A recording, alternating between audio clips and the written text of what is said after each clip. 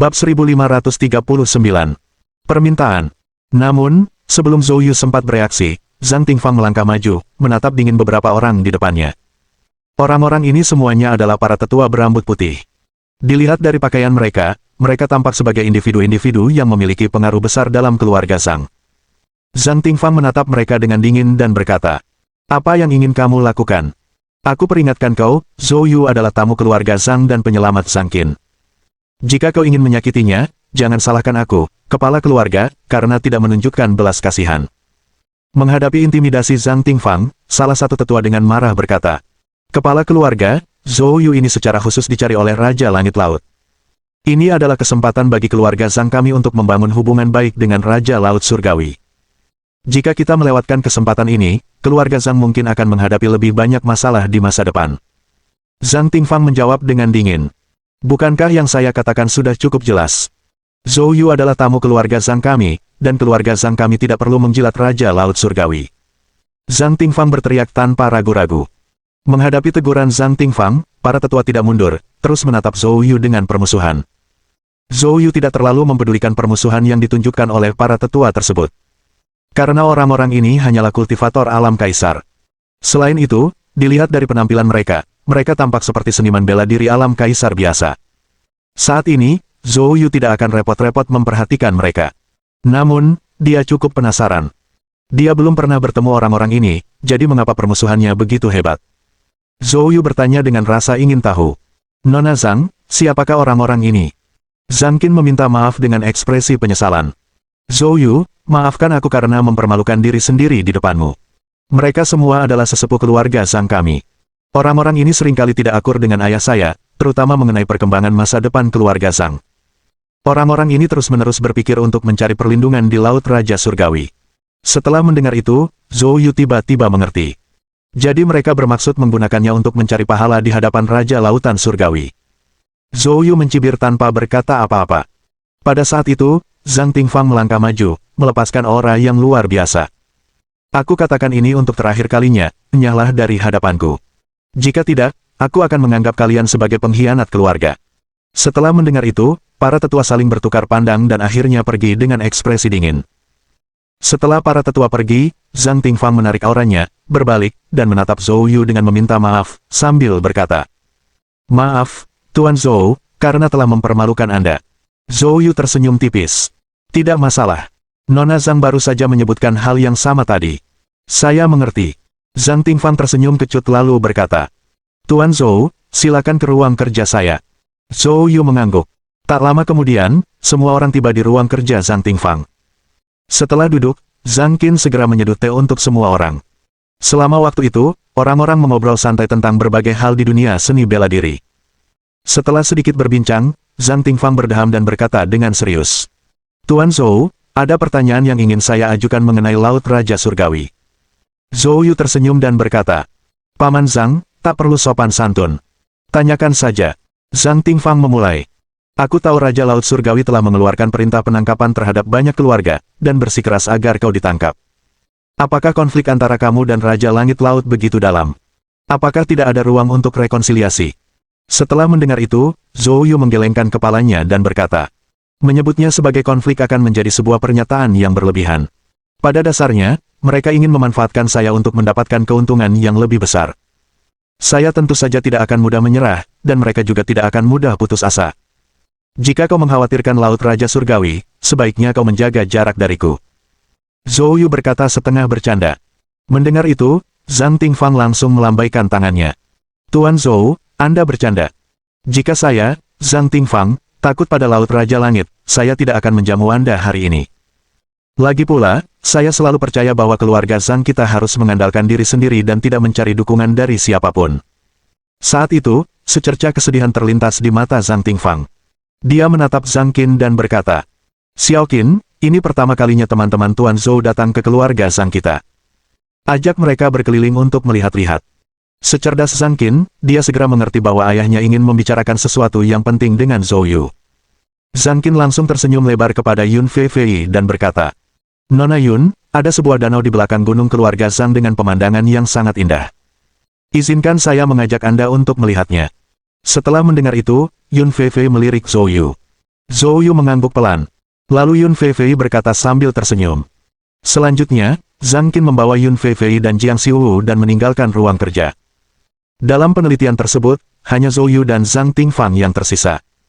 Zhang Tingfang menarik napas dalam-dalam dan berkata, Tuan Zhou, jujur saja, keluarga Zhang memang sedang berada dalam situasi yang sangat sulit saat ini. Terutama dalam 10 tahun terakhir, kami telah ditindas oleh keluarga Gu dan keluarga Gong. Pengaruh kami saat ini hanya terbatas di kota hitam ini. Itulah mengapa kami mengambil risiko membiarkan putri saya membawa para ahli keluarga ke harta karun rahasia langit darah dengan harapan mendapatkan sesuatu. Untungnya, para leluhur memberkati kami, dan putri saya memperoleh warisan Taoisme dari para leluhur, yang dianggap sebagai keberuntungan di tengah kemalangan. Zhou Yu tersenyum dan berkata, bukankah itu hebat? Dengan warisan senior Blood Sky, kebangkitan keluarga Zhang hanyalah masalah waktu. Namun, Zhang Tingfang menghela napas dan berkata, saat ini, masalah yang paling kritis adalah waktu. Setelah mendengar itu, Zhou Yu menyadari bahwa Zhang Tingfang sepertinya memiliki permintaan kepadanya. Zhou Yu tersenyum dan berkata, Paman Zhang, jika ada sesuatu yang ingin Paman katakan, katakan saja langsung. Bab 1540. Kemarahan Sang Tetua. Zhang Tingfang tidak bertele-tele dan langsung berkata, Tuan Zhou, saya ingin meminta bantuan Anda untuk keluarga Zhang saya, jika keluarga Zhang saya sedang mengalami kesulitan, mohon bantu mediasi. Mendengar itu, Zhou Yu sedikit terkejut, lalu berkata, Paman Zhang, mungkin Paman terlalu melebih-lebihkan kemampuan saya. Saat ini aku sendirian, tidak seseram yang kau kira. Namun, Zhang Tingfang menggelengkan kepalanya dan berkata, Tidak. Tuan Zhou terlalu rendah hati. Pengaruhmu jauh lebih besar daripada pengaruh keluarga Zhangku. Tak perlu disebutkan lagi, hanya dengan menyebut-nyebut ketua pavilion Yuanwu, senior Xiao Che, dan Raja Dewa senior Tian Lu di antara 10 Raja Dewa Agung, serta keluarga Ye Kyoto, Anda memiliki hubungan yang sangat baik dengan mereka. Koneksi-koneksi inilah yang cukup membantu keluarga Zhang saya mengatasi banyak krisis. Mendengar itu, mata Zhou Yu sedikit menyipit. Sepertinya Zhang Tingfang ini cukup mengenalnya. Namun, Zhou Yu tidak akan begitu saja setuju hanya karena beberapa kata dari Zhang Tingfang. Lagi pula, menyetujui untuk melindungi keluarga Zhang berarti secara otomatis mengaitkan mereka dengannya, dan itu bukanlah masalah kecil. Terutama karena hal itu mungkin melibatkan orang lain. Melihat Zhou Yu tidak langsung setuju, Zhang Tingfang segera berkata, Pak Zhou, saya mengerti, meminta bantuan bukanlah hal yang mudah. Tentu saja, saya tidak akan hanya mengandalkan kata-kata untuk meminta bantuan Anda. Keluarga Zhang saya adalah keturunan leluhur langit darah, dan teknik kultivasi kami terutama berpusat pada dao pedang. Di aula leluhur di balik pegunungan keluarga Zhang kami, terdapat pedang batu, yang diwariskan oleh leluhur kami. Namun, selama bertahun-tahun, keluarga Zhang saya mengalami kemunduran, dan anggota keluarga saya kesulitan memahami pedang batu ini. Jika Tuan Zhou bersedia membantu keluarga Zhang saya dapat mengambil keputusan untuk memberikan pedang batu ini kepada Anda, Tuan Zhou. Keluarga Zhang selalu menganggap pedang batu lebih penting daripada nyawa mereka. Karena itu adalah satu-satunya warisan yang tersisa bagi keluarga Zhang saat ini. Namun, keadaan sekarang berbeda. Kali ini, Zhang Qin membawa kembali warisan Taois leluhur langit darah dari harta karun rahasia langit darah, sehingga pedang batu menjadi tidak penting. Menukarkannya dengan bantuan Zhou Yu jelas sangat berharga. Mendengar itu, Zhou Yu mengangkat alisnya. Pedang batu. Ini tentu saja hal yang baik. Di dalam harta karun rahasia langit darah, Xiao Yun dan Cheng Sheng sama-sama mendapatkan pedang batu yang ditinggalkan oleh Dewa Pedang Langit Darah. Berkat pedang batu ini, kekuatan Xiao Yun dan Cheng Sheng meningkat secara signifikan. Tentu saja, Zhou Yu sekarang memiliki jurus Fajar, yang diberikan oleh Dewa Pedang Langit Darah, dan jurus Pedang Matahari Terbit dan Terbenam, yang diajarkan olehnya. Dia sebenarnya tidak terlalu membutuhkan pedang batu ini. Namun, hanya karena dia tidak membutuhkannya bukan berarti orang lain tidak membutuhkannya. Setidaknya Jiang Xiu sangat membutuhkannya saat ini. Jiang Xiu dan Yun Feifei adalah saudara kandung, dan selain itu, dia berjanji kepada Dewa Pedang Asura untuk menjaga Jiang Xiu. Jika ada hal baik, tentu dia akan teringat pada Jiang Xiu. Zhou Yu berpikir sejenak dan mengambil keputusan. Dia memutuskan untuk menyetujui permintaan Zhang Tingfang dan kemudian memberikan pedang batu ini kepada Jiang Xiu. Dengan cara ini, kekuatan Jiang Xiu juga akan meningkat pesat dalam waktu singkat. Zhou Yu menyampaikan pemikirannya kepada Zhang Tingfang. Zhang Tingfang sangat gembira. Selama Tuan Zhou setuju, tidak apa-apa. Adapun kepada siapa pedang batu itu diberikan, itu sepenuhnya terserah pada keputusan Tuan Zhou. Karena Zhang Tingfang tidak menentang, semua orang tentu saja senang. Zhou Yu segera memanggil Jiang Xiu kembali, lalu Zhang Tingfang membawa mereka berdua ke balai leluhur keluarga Zhang di balik gunung. Masalah pemberian pedang batu oleh Zhang Tingfang kepada Zhou Yu segera sampai ke telinga para tetua. Pada saat itu, semua tetua keluarga Zhang berada di kediaman tetua agung. Setelah dipaksa mundur oleh Zhang Tingfang sebelumnya, mereka datang ke kediaman tetua agung untuk membahas langkah-langkah penanggulangan. Saat mereka sedang berdiskusi, seseorang dari bawah datang untuk melaporkan bahwa kepala keluarga membawa Zhou Yu dan Jiang Xiu ke balai leluhur keluarga Zhang di belakang. Konon, Zhang Tingfang bermaksud memberikan pedang batu berharga yang ada di aula leluhur kepada Zhou Yu. Setelah mendengar laporan ini, para tetua keluarga Zhang sangat marah. Tetua Agung, Zhang Tingfang terlalu lancang. Dia tidak hanya menentang kehendak Raja Laut Surgawi, tetapi juga secara diam-diam berteman dengan Zhou Yu. Sekarang dia bermaksud memberikan pedang batu pusaka keluarga Zhang kepada Zhou Yu. Ini sungguh keterlaluan. Jika kita membiarkannya terus seperti ini, keluarga Zhang kita akan hancur. Ya, Tetua Agung, ini adalah momen kritis bagi kelangsungan hidup keluarga Zhang, Anda tidak bisa hanya duduk diam saja. Tetua Agung, silakan sampaikan pesannya, kami semua mendengarkan Anda. Pada saat itu, semua tetua keluarga Zhang menatap dengan marah ke arah Tetua Agung yang duduk di tengah. Wajah Tetua Agung tampak muram. Bam! Dia membanting telapak tangannya ke meja dan berdiri dengan wajah penuh amarah.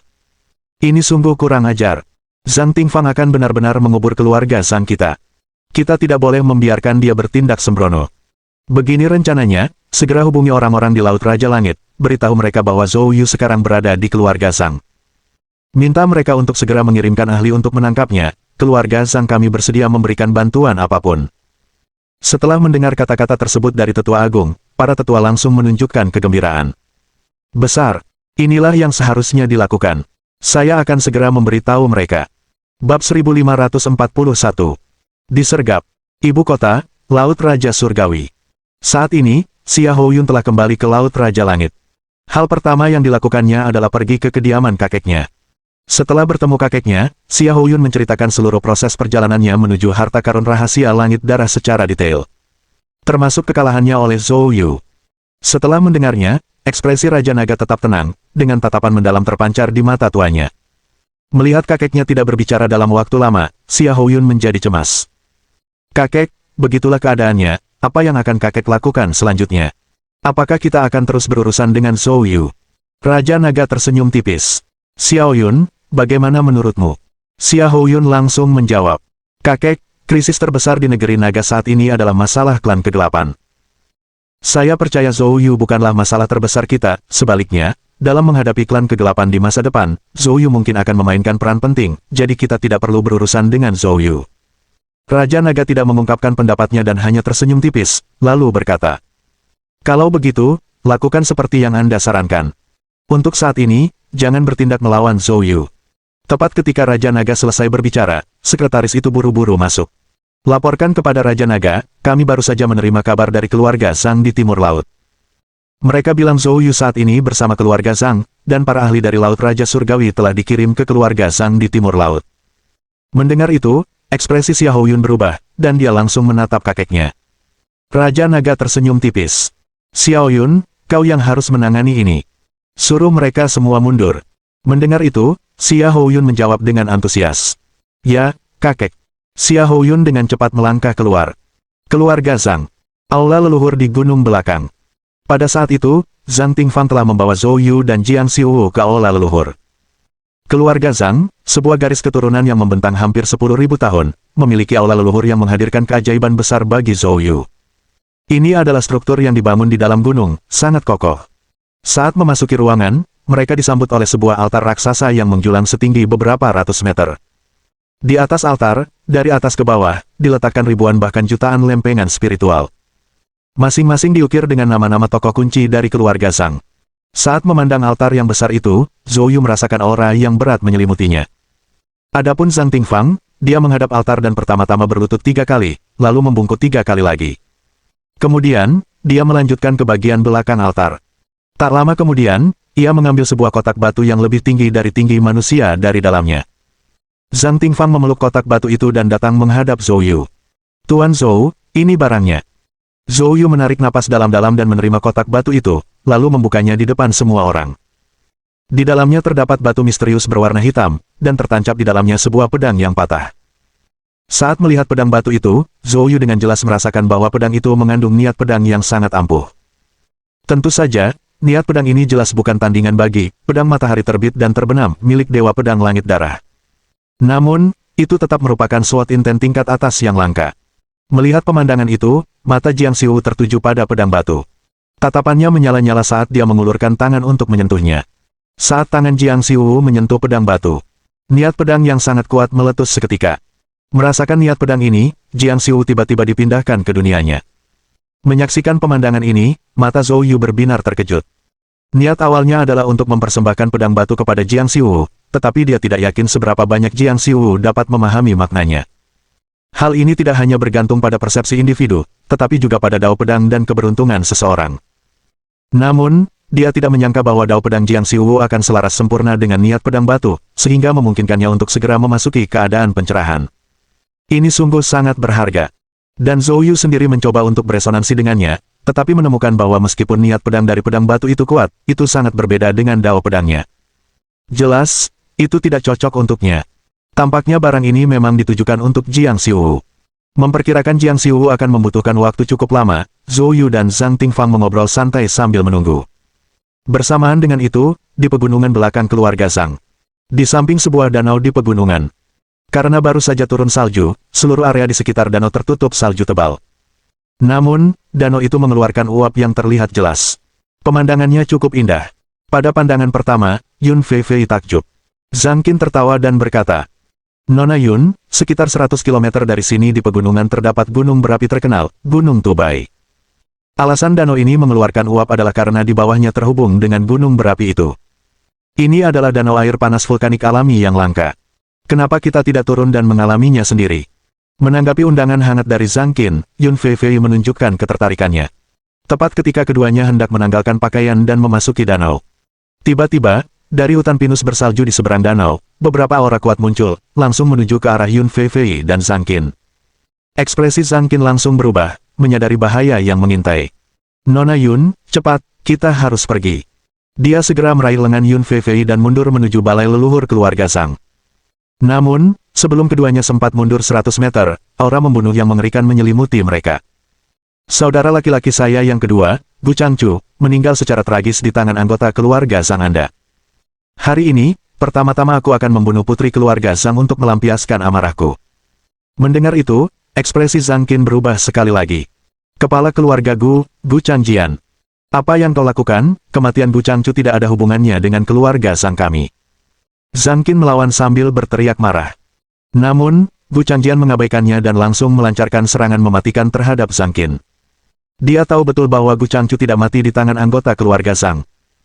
Namun kali ini, dalam perjalanan menuju harta karun rahasia langit darah, keluarga Gu benar-benar dikalahkan, sementara Zhang Qin kembali tanpa luka sedikitpun.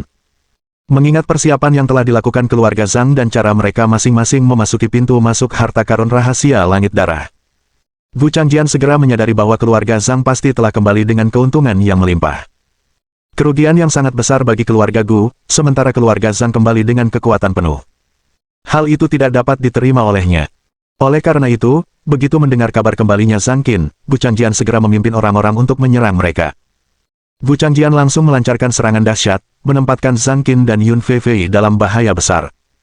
Bab 1542. Pil Iblis Gila. Namun hanya pada saat ini. Dari arah balai leluhur keluarga Zhang, aura menakutkan tiba-tiba muncul. Bam! Hanya untuk melihat cahaya pedang melesat melintasi kehampaan. Menghalangi pukulan Gu Changjian dalam sekejap. Seketika itu juga, sesosok muncul di hadapan Yun Fei dan Zhang Qin.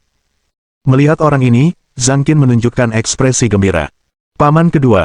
Pendatang baru itu tak lain adalah Zhang Tingyu, adik laki-laki dari kepala keluarga Zhang, Zhang Tingfang. Zhang Tingyu dengan dingin menatap Gu Changjian. "Gu Changjian, keluargamu sudah meninggal, pergilah menangis di tempat lain, jangan datang ke keluarga Zhangku untuk membuat masalah. Ini bukan tempat di mana Anda bisa bertindak semaunya." Gu Changjian datang ke keluarga Zhang kali ini justru untuk merebut kesempatan ini, dan bagaimana mungkin dia pergi begitu saja. Dia berteriak dengan marah. "Zhang Qinmu, bersama dengan dua orang tak berguna lainnya, bersama-sama sama sekali tidak mungkin bisa menandingi saudaraku yang kedua, Gu Changchu.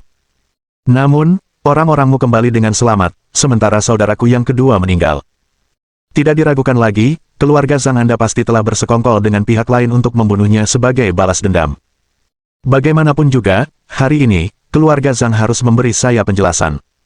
Sembari berbicara, Gu Changjian mengaktifkan ki sejatinya, melepaskan pukulan dahsyat ke arah Zhang Tingyu.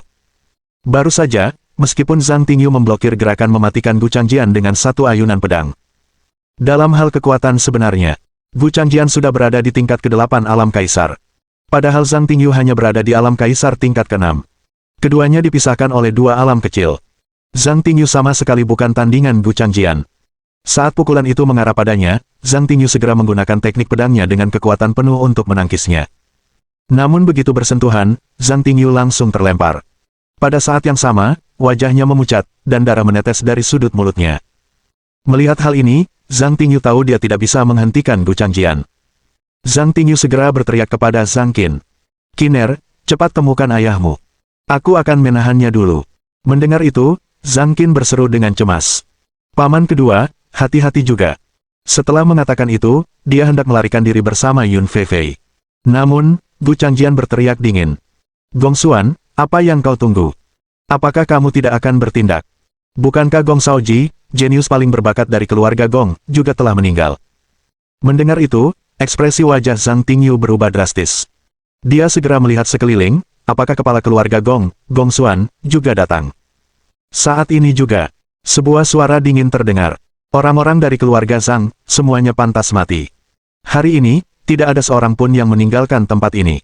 Saat suara itu meredam, bayangan hitam muncul di jalan tempat Zhang Qin dan Yun Feifei melarikan diri. Dan sebuah serangan telapak tangan yang ganas diarahkan ke Zhang Qin dan Yun Feifei. Ekspresi Zhang Qin berubah drastis, dan dia segera menghunus pedang panjang lalu mengayunkannya. Bam! Disertai dengan suara dentuman keras. Zhang Qin langsung terlempar ke belakang. Yun Feifei juga berhasil dipukul mundur. Melihat hal ini, Zhang Tingyu segera menggunakan teknik pergerakannya untuk berada di belakang Zhang Qin dan Yun Feifei, melindungi mereka. Namun, sesaat kemudian, sesosok muncul di belakang mereka. Dia adalah kepala keluarga Gong, Gong Xuan. Pada saat itu, Zhang Tingyu dan yang lainnya benar-benar dikepung oleh Gu Changjian dan Gong Xuan dari depan dan belakang. Tidak ada jalan keluar sama sekali. Zhang Tingyu menatap kedua orang itu dengan marah. Anggota keluarga Gu dan keluarga Gong mau meninggal, apa hubungannya dengan keluarga Zhangku? Bukti apa yang Anda miliki untuk membuktikan mereka meninggal di tangan keluarga Zhang saya? Mendengar itu, Gong Xuan mendengus dingin. Zhang Tingyu, kau benar-benar bodoh. Karena kamu tidak mengerti, akan saya jelaskan lebih lanjut. Selama perjalanan mencari harta karun rahasia langit darah ini, keluarga Gong dan keluarga Gu menderita kerugian besar, sementara keluarga Zhang kembali dengan muatan penuh. Hal ini telah sangat mengganggu keseimbangan di antara ketiga keluarga kami. Oleh karena itu, untuk mengembalikan keseimbangan sebelumnya, beberapa anggota keluarga Zhang Anda juga harus mati. Sekarang, kalian bertiga segera bunuh diri, dan keluarga Gong dan keluarga Gu akan pergi. Mendengar kata-kata itu, Zhang Tingyu sangat marah. Omong kosong. Kalian berdua keluarga sudah keterlaluan. Gu Changjian tertawa dingin. Jadi, Anda tidak berencana untuk bekerja sama. Tidak masalah. Ini tidak lebih dari kita mengerahkan sedikit lebih banyak usaha. Kalian semua tetap harus mati. Setelah mengatakan itu, Gu Changjian dan Gong Xuan segera bergabung untuk menyerang. Melihat kedua orang ini bertekad untuk berkelahi, Zhang Tingyu tahu dia tidak akan mampu menandingi mereka berdua. Jika dia tidak bisa melindungi Zhang Qin, keluarga Zhang akan benar-benar hancur. Pikiran-pikiran ini melintas di benak Zhang Tingyu, dan kemudian secerca kegilaan muncul di matanya. Tanpa mengucapkan sepatah kata pun, Zhang Tingyu mengeluarkan sebuah pil hitam pekat dari cincin penyimpanannya. Dia menelannya dalam sekali teguk. Sesaat kemudian, terdengar suara, boom, seolah-olah sesuatu meledak di dalam dirinya. Seketika itu juga, aura Zhang Tingyu meningkat lebih dari 3 kali lipat. Namun pada saat yang sama, seluruh tubuhnya tampak seperti akan meledak, dengan urat-urat yang hampir menonjol keluar dari kulitnya. Garis-garis hitam muncul di sekujur tubuhnya. Dia tampak sangat menakutkan. Pada saat itu, ekspresi garang muncul di wajah Zhang Tingyu. Jangan mimpi jika kau ingin membunuh anggota keluarga Zhangku. Bahkan jika aku harus mati, aku akan menyeret kalian semua bersamaku. Melihat ini, ekspresi wajah Gu Changjian dan Gong Xuan berubah. Terutama Gu Changjian, yang berteriak dengan marah. Gong Xuan, apa yang sedang terjadi? Bukankah pil iblis gila hanya eksklusif untuk keluarga Gongmu? Bagaimana dia bisa memilikinya? Gong Xuan juga dipenuhi rasa kaget dan marah pada saat itu. Pil iblis gila ini berasal dari sekte tersembunyi yang dikenal sebagai Paviliun Obat Iblis. Keluarga Gong hanya memperoleh sebagian dari pil-pil ini karena hubungan dekat mereka dengan paviliun obat iblis. Bahkan di dalam keluarga Gong, pil-pil ini adalah harta yang sangat berharga. Dia tidak menyangka Zhang Tingyu memiliki pil iblis gila eksklusif milik keluarga Gong. Tentu saja, saat ini, dia tidak punya waktu untuk menyelidiki bagaimana Zhang Tingyu mendapatkan pil iblis gila itu. Dia langsung berteriak dingin. Saudaraku, efek pil iblis gila sangat singkat, kita berdua perlu bertindak dengan kekuatan penuh dan menjebaknya. Baiklah, jawab Gu Changjian. Selanjutnya, keduanya melancarkan serangan habis-habisan untuk mengepung Zhang Tingyu. Mohon dukungan dari omom ante-ante sekalian, buat subscribe atau sharekan novel Mimin ke Facebook kalian, agar channel Mimin bisa terus berkembang.